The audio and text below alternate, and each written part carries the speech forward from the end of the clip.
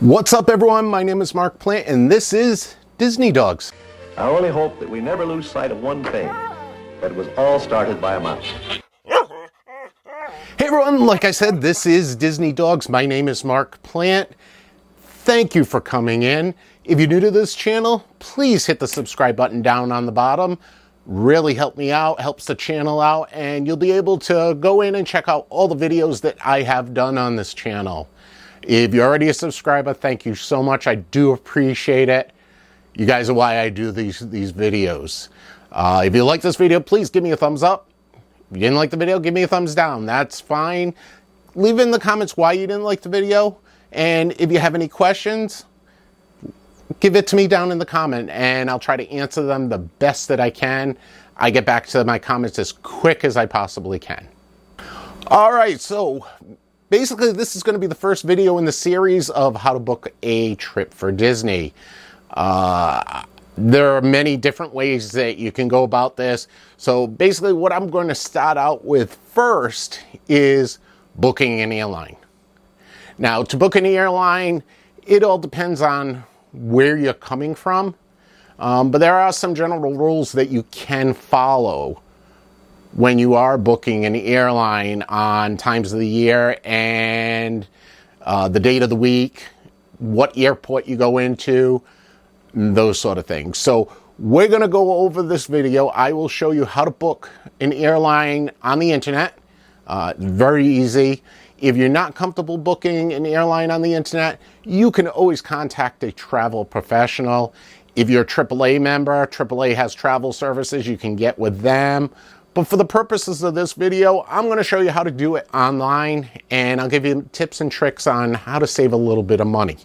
So why don't we head over to the computer and let me show you what we need to do. Over on the screen here is the website that I use for my Disney blog. It's called disneydogs.com, or it's disneydogs.com. It's not called disneydogs.com. And this site here, I put all my tips. I write posts on things that are going on at Disney in Florida, Disney World in Florida as we speak. But what we're going to do right now is we're going to go over basically my routine for flying. In general, there are some things that you can do to get a cheaper airfare. As of right now, with the pandemic starting to wind down a little bit, people are flying a lot right now, and prices have increased incredibly on the airlines. I know that there's been a lot of problems with flights being canceled because there are not enough people to work on the planes, to service the planes, so they're canceling flights. So just be aware of that. Hopefully that remedies itself within the next couple of weeks. With the summer travel season upon us right now, there's going to be a ton of people. So like I said, I'll give you my best tips and tricks. Not sure how they're going to work during this summer, but throughout the years, they've worked best for my family. So most people are going to be flying to Disney. Within the continental United States, there are many, many airlines that service the Orlando metro area. There are actually two airports that are the main airports for you to fly into Florida for Disney. The main airport, and this is Florida's busiest airport. It's actually, I think the last time they said it's like the number 2 or number 3 busiest airport in the country. It's Orlando International Airport. This place is huge. If you've never been to Orlando, this is a city in itself. This airport, it's a great airport. You can actually stay, like the picture that's showing right now. There's actually a hotel right in the main lobby of the airport, the terminal.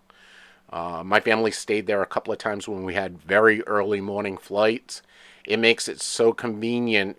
You don't have to leave Disney at 3 o'clock in the morning to get to the airport for your flight. And it takes a while to get through Orlando, just for the case that it is so busy. But when you're booking an airline, you may not understand or may not know what airline is the best one to fly. Well, if you go to Orlando International Airport's website, which is by airport codes is MCO, what you want to do is come over to MCO's, or I call it MCO, into the Orlando International Airport's website, and all your information for the airport is on this website. They give you everything. I mean, it tells you everything about it.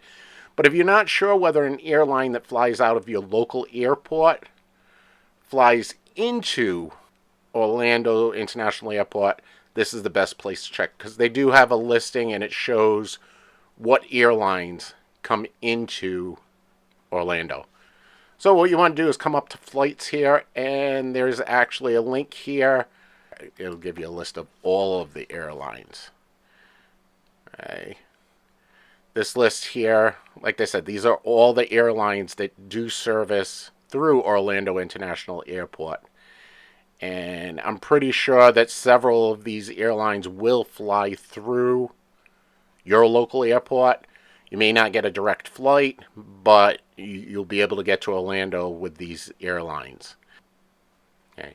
Now, I live in New England, and we fly out of Providence. Well, if you live local here in Rhode Island, it's actually Warwick, Rhode Island. So if you ever flying into Rhode Island and they say you're in Providence, they're lying to you, because it's actually Warwick, Rhode Island, which is about 10 to 15 miles south of the city of Providence. But that being said, with my airport, there's actually two main airlines that fly to Orlando. And both of these airlines have direct flights. My tip that I will give to you is, if you are flying with small children, by all means, even if it's a few dollars more, if you can afford it, get a direct flight. There's nothing worse. I shouldn't say there's nothing worse, but it's really difficult to keep a young child entertained if you have a 2-hour delay. And in some cases, if you have transfers or layovers, you're going to have 2 or 3 layovers. You can be traveling from 6 o'clock in the morning until 10 o'clock at night. And that's not a fun way to really start off your vacation. So what I'm going to show you here is, we're going to go over here, and this is Southwest Airlines. And as you can see, the airport in Providence, which is known as TF Green Airport, its airport call letters are PVD for Providence. This is where I usually go. For the majority, we usually fly through Southwest. It's just very convenient. I mean, their website's very easy to look up flights. So if we go in here and we type MCO, which is Orlando, Florida, okay, and we search for a date, okay, just for argument's sake, we'll go on the 9th, and we come back on the 16th, 1 passenger. Okay, it's a round trip, and then you search. Okay, as you can see, the prices come up for each direction, and like I said, prices are ridiculous right now. To fly this summer, if you don't already have a ticket, it's going to cost you a fortune. I mean, when you're seeing tickets from Providence to Orlando for over $300 each way, that's a lot. Normally, the price range for tickets to fly from Providence to Orlando are in the anywhere from $100 to $150 range. And what I'll do is I'll show you what one of the price cutting, or the way to save some money when you're going on the vacation. Because as you can see, this is about a month from now. Okay, we're August 9th through August 16th, so it's a little over a month from right now. Now, if we go in here, like I said, you're seeing roughly from Providence to Orlando, on average, it's around $300. The cheapest flight right now is $235, but you have a layover with that flight. If we go into the calendar here and we go from Monday to Tuesday, With this, you have $188, right? And the flights are, most of them, or I should say a lot of them, are under $300. Same thing with coming back. If you see coming back, for some reason, it's cheaper sometimes to come back from Florida to Rhode Island than from Rhode Island to Florida. Doesn't make sense how they do their pricing. But in any case, you could see here, this is a Monday. And again, generally you got your $300 fares. Now, these are usually the prime flights that everyone want to have. So they're going to be more expensive. But if we go over here and we change it to the Tuesday, oops, let me go down here.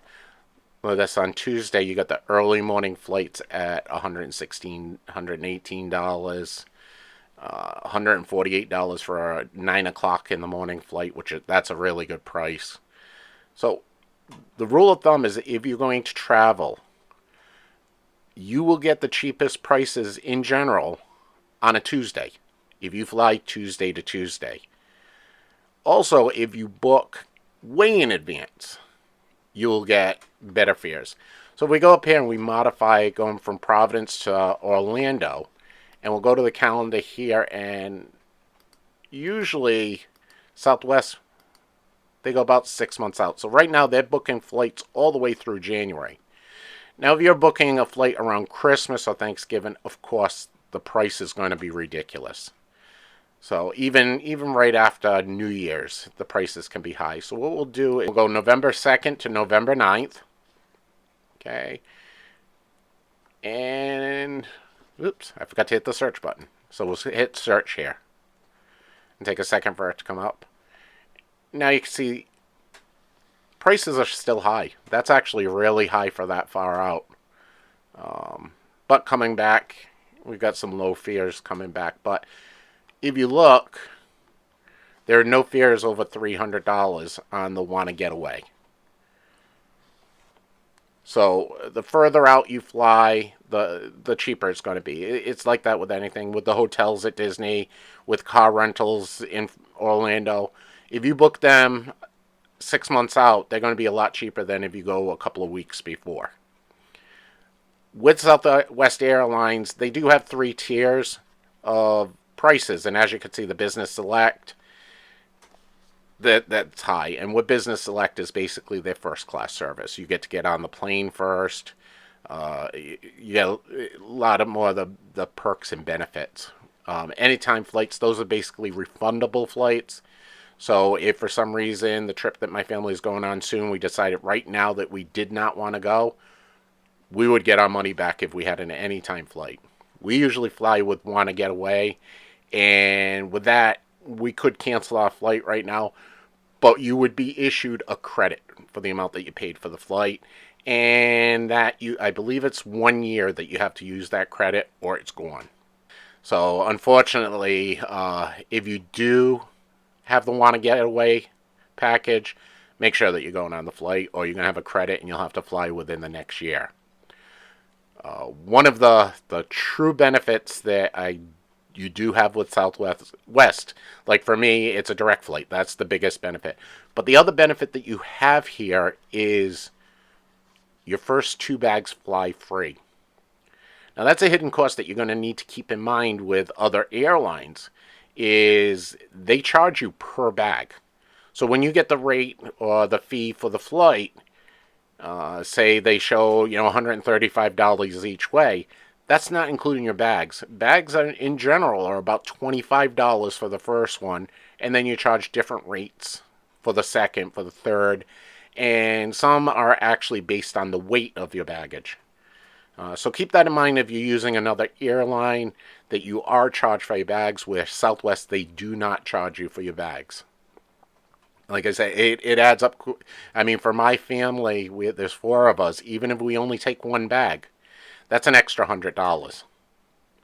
Now, one of the cons for using Southwest Airlines is you do not have an assigned seat. In other words, they call it a cattle call. You need to print your boarding pass 24 hours before your flight. So if you have a 6:35 a.m. flight, You need to be on the computer at 6:35 a.m. the day before, not a second later, and print your boarding pass. Because the longer that you wait, the later that you're going to board on the plane. Now, if you're flying by yourself, it's really not a big deal. But if you're flying with a family, it's quite possible that you may not be able to sit with your family if the plane is already has people on it and seats are taken.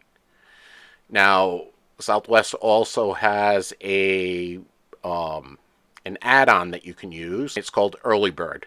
And what Early Bird is you don't have to print out your boarding pass.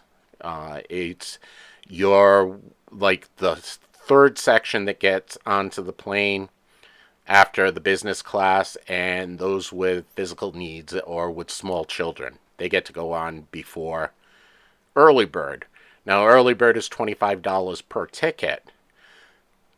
When you're flying with a family, in this case, an extra $100 may be worth it if you need to sit with your family.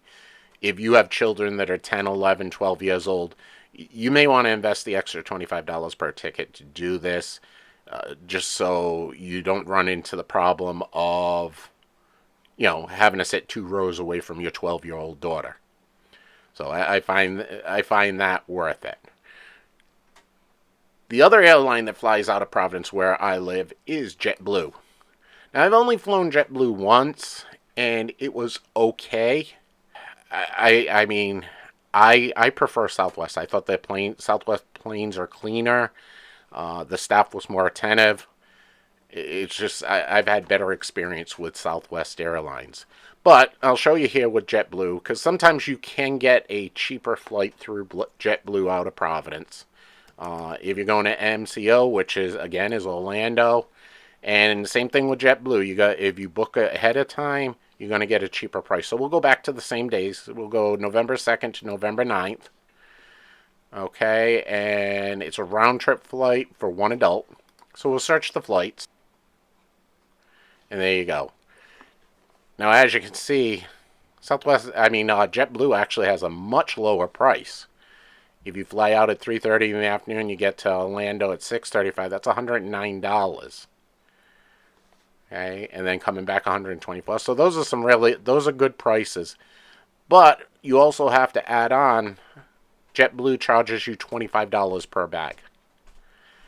That's why they have these 3 tiers. They have their basic blue, they have their blue, and they have their blue extra. Blue extra is the equivalent of like a first class. And with basic blue, you get a free snack and a drink. Okay? Whereas with the other tiers, you get free high-speed Wi-Fi with movies and TV. What they don't have on here, and they don't show you, they've actually changed this since I've flown, because before, when you flew their blue class, your luggage was free. They're not showing that now. So we'll look here at the difference between the 3. They've actually changed it. Wow. Wow, even with the blue extra, you have to pay for your luggage.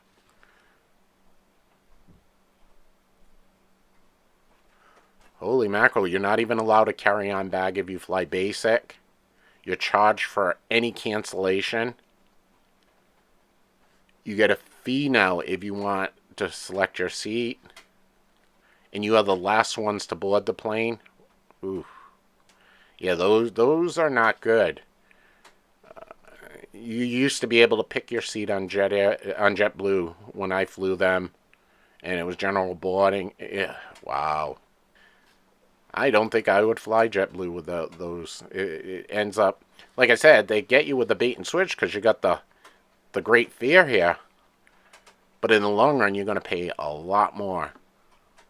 So, like I said, these are the things that you need to keep in mind when booking an airline. Another way that you can go to book an airline if you're not comfortable going into these websites and doing it yourself is you can actually go to some place like AAA. Now, AAA down here, you can try to book a flight through them, and we'll add my airports here. Okay. And we'll go and we'll do the let's see, November 2nd through November 9th with one adult.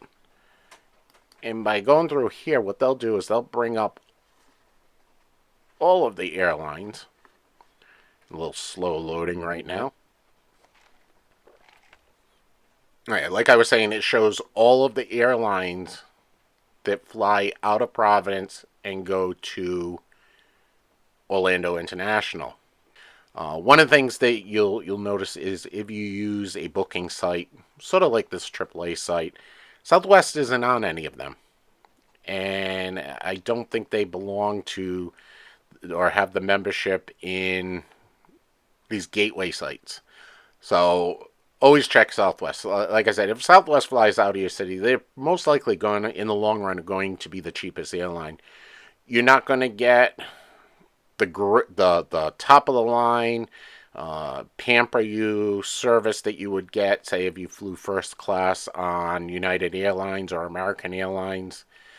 But Southwest gets you there, and for the most part, they get you there on time. Again, there are other options when you are going into Orlando. Orlando International Airport, or MCO, is not the only airport in the area. There is a second, it's a small airport, and it's not serviced by many airlines. It's Sanford International Airport, which is just south of the city. Sanford, like I said, it's a small airport. Okay, so we'll go up here to the passenger section, and let's see, do they have, what airlines? Where are you? Airlines.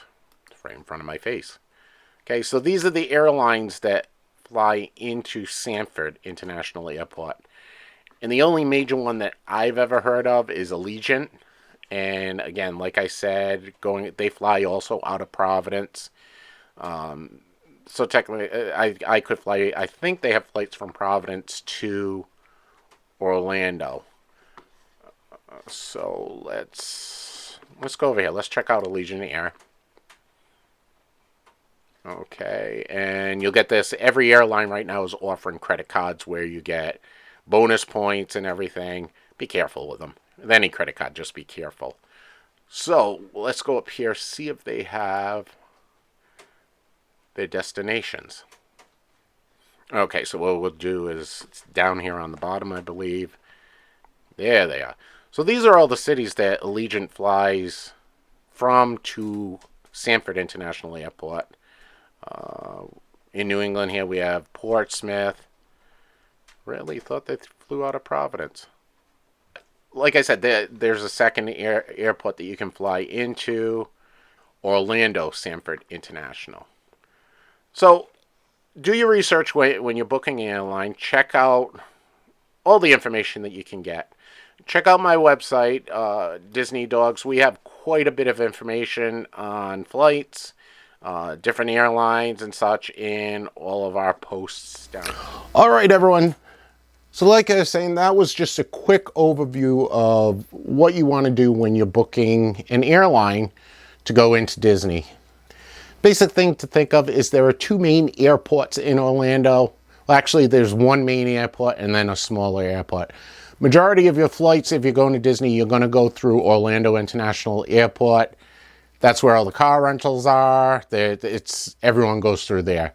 One of the things that I need to make you aware of when you're booking a flight is when you go for your flight. Understand that if you've never flown before, you need to go through TSA, which is security before going on the airlines. Each airport is different with TSA. The airport I go through, Providence, TSA is usually pretty good. You're usually through it within a half an hour at the most, maybe 45 minutes. When you're leaving out of Orlando, prepare. The TSA in Orlando is horrible. It's just downright horrible. Understand that Orlando International is a huge airport, and thousands and thousands and thousands of people go through that airport every day. The TSA, the way that it's set up down there, does not handle it. They're bad. They are really bad. So on rule of thumb, usually plan on 2 to 3 hours before your flight, get to the airport so that you can make it through TSA on time. Because if not, you are going to miss your flight. Okay, another thing to keep in mind when traveling, again, if this is your first time traveling, is airlines are allowed to bump you off of your flight. Now, what that basically means is a lot of airlines, if there are, say, 200 seats on a plane, they will sell 225 seats. I've seen it in the airports when it's happened. And what happens is they've got 25 people, too many on that flight, so the last 25 people that checked in for their flight will be booted off the flight, and they'll have to go on a later flight. And at this time of year right now, if you're going during a peak season, you're going to have trouble getting to your destination. Okay, so be prepared, get to the airport early, and make sure you check in early to save yourself. Because, like I said, getting bumped, not a fun thing. Not a fun thing at all. So, but like I said, this was just a basic overview. As with anything with doing the vacation, do your research. Check. Plan way ahead. Okay, don't wait till the last minute to do anything, because you're going to pay twice, if not 3 times the price if you wait until the last minute. Which is a waste. We're just taking a little bit of time earlier. You'll save yourself so much money. And just think about it, that's money that you could use to spend at the park for souvenirs.